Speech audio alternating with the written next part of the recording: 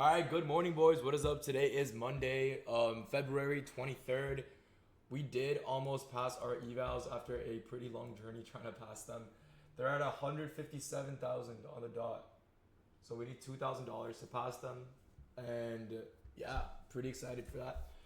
Max allocated on Lucid. Almost. These are 150K flex accounts that I'm trading. So potentially going to get max allocated on Lucid tomorrow. Now, today was kind of a weird day.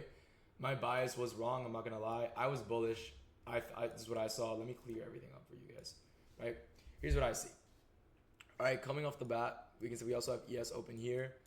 Yes, there are sell side draws for ES, but I thought we were just gonna rip to the upside. Why? First things first. The weekly, I really thought we were just gonna push higher. I don't know why. On the daily, we did push higher. We ended up closing higher on the daily and making an order block, convincing me we're just going to respect this order block and push higher. We opened lower during Asia and London, and then gave us a new week opening gap to fill. We also respected OTE. So now what? I'm respecting OTE. What do I see above us?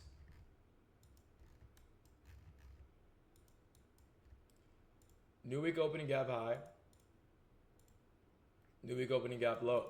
We still have NWAG high to fill, which I was so confident we were just going to rip out open and take it out. Luckily for us, what other take profit did we have?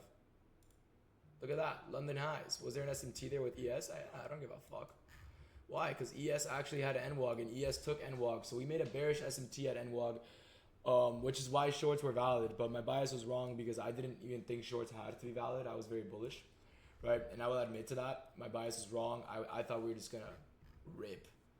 But if we look below us, what do we have? Asia got taken, I believe. Yeah, we have London and True Day Open, which we haven't taken out yet. But with London and True Day Open resting below us, we can see, all right, we have London lows and Midnight Open resting below us. We also have an unfilled hourly gap at London lows.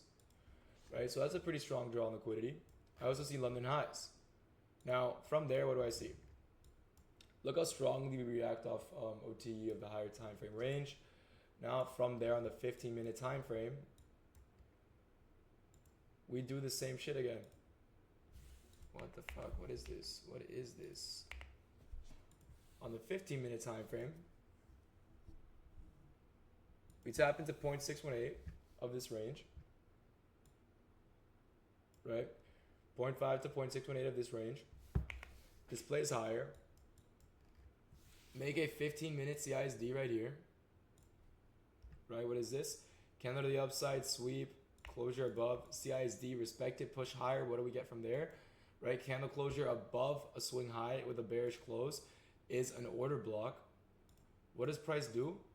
Respects the order block from 9:15 to 9:30. 5-minute is a balanced range. We tap this 5-minute order block. We tap this 5-minute change in state. There is nothing for us anymore on the 5-minute, right? With that being said, the 5 and 15-minute time frame is now balanced. So I see an order block be created at 928. I was worried 929 might have retraced deep into it and pushed higher. But just to be safe, I entered at 929 with my stops basically here. Take profit here for a 1-to-1, a little bit higher. It was a 1-to-1, something like this.